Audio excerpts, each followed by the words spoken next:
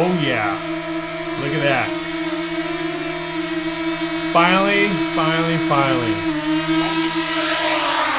Kind of funny now, I just did my 8th month review on the Mini 2 and we finally get support with the DJI Smart Controller. So DJI just released an update. We have an update on the Smart Controller, which now makes it compatible with the DJI Mini 2. We now have optimized gimbal FPV mode. They've also optimized the discharge process on the battery and finally improved the flight's ability to greatly reduce the quantity of compass calibration prompts that you get in the app. So in this video, let's quickly go through the update process on the Smart Controller and the DJI Mini 2 as far as the firmware goes. Make sure those are all linked and synced together. Then let's get this thing up in the air just to make sure, of course, it's connected, how well the transmission is, and just see if there's any issues on the very first flight we take with the Smart Controller and the Mini 2. And finally, I talk about, is it really worth getting the Smart Controller if you do own the Mini 2? Let's talk a little bit more about that at the end of the video. Now, first thing you want to do is boot up the Smart Controller, and if you don't already have some prompts on there that's saying, hey, there's a system update,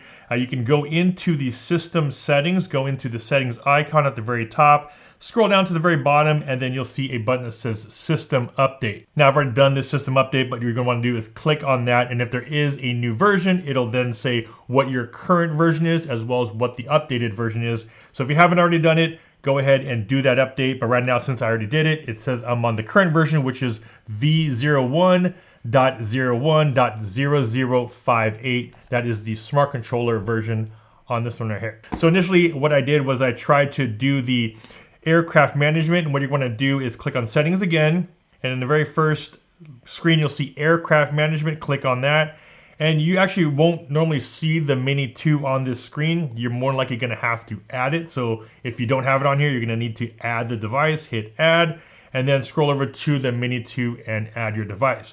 Now, when I first did that, you'll hear that linking button, and in order for you to link it, what you're going to want to do is long press this button here at the very bottom. Press that, and if it links, just like that, it'll then stop beeping, just like that. So it does it now because I was able to update it. But initially when I first tried it, it wasn't linking. It just kept beeping, beeping, beeping, and I wasn't able to link it. So what I did was I wanted to make sure that the firmware on the Mini 2 was also up to date first. So for some reason it wasn't linking. So what I did is I hooked it up, the Mini 2 back to my original remote, launched the DJI Fly app through there, and then did the firmware update on the Mini 2 aircraft itself separately. So I'm not sure if it was just my experience, but the firmware wasn't updated yet on the Mini 2, and I thought I'd be able to go through the app to do it, but it seems like I had to do it separately because it just wasn't reading. The Mini 2 wasn't being read from the Smart Controller. Once those are both updated, then once you do the linking worked right away. So I think that was the only thing I had a little bit of trouble with. I kept trying to link it after I did the Smart Controller update, and it wasn't finding it. Then once I did the firmware update on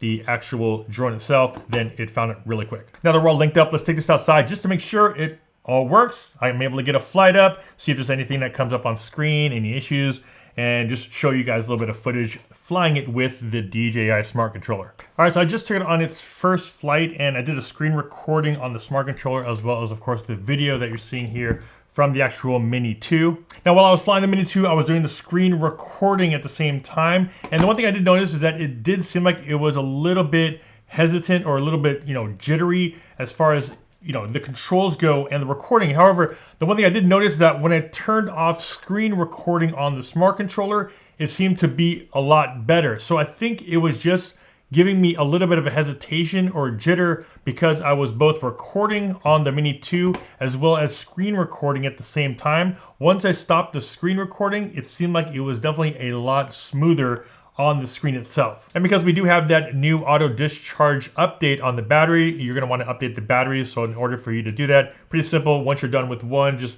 power everything down, put a new battery in, power everything back up. You might see a prompt that goes through that says you're gonna do another update. If not, normally it will just auto update in the background. You're gonna wanna do that with all of your batteries just to make sure that they are all updated with that new auto discharge. Now, with that said, is the Smart Controller worth it if you own the Mini 2?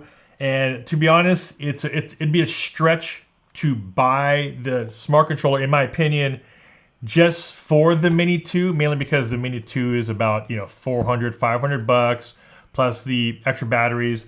The Smart Controller still up to now, even though it's been a few years old, this thing still goes for $750 on the DJI website. So even though I'm a huge advocate of the Smart Controller because of its convenience, it definitely is a stretch to be spending that much money on something like this, the Mini 2. However, if you do have multiple platforms like I have here, I have the Mavic 2 Pro, I have the Air 2S, like even if you just had two separate platforms like the Air 2S and maybe the Mini 2 now, then I think it definitely would be a consideration for you because of the fact that you can now fly two drones. Anytime you can consolidate your gear and still have something like this, a built-in screen, a longer battery life, better working temperature. So if you are in a place that's really cold or really hot or humid, the Smart Controller does do a pretty good job compared to something like your iPhone or any of your mobile phone devices. Like I said, the Smart Controller is a few years old. I would definitely hope that DJI is working, I'm assuming they're gonna probably be working on a next version of it.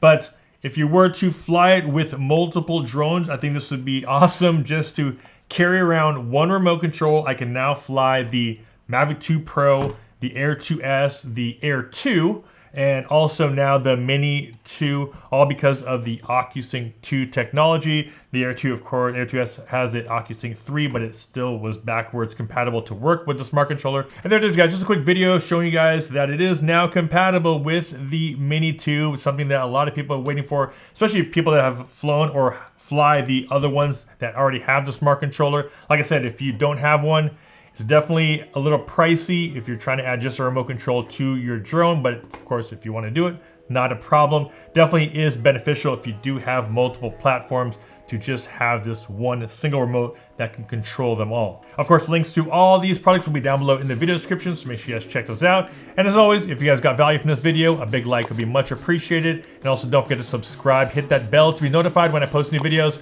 This is Ultra Anastacio with FlytPath.com. I'll see you guys in the next one. Take care.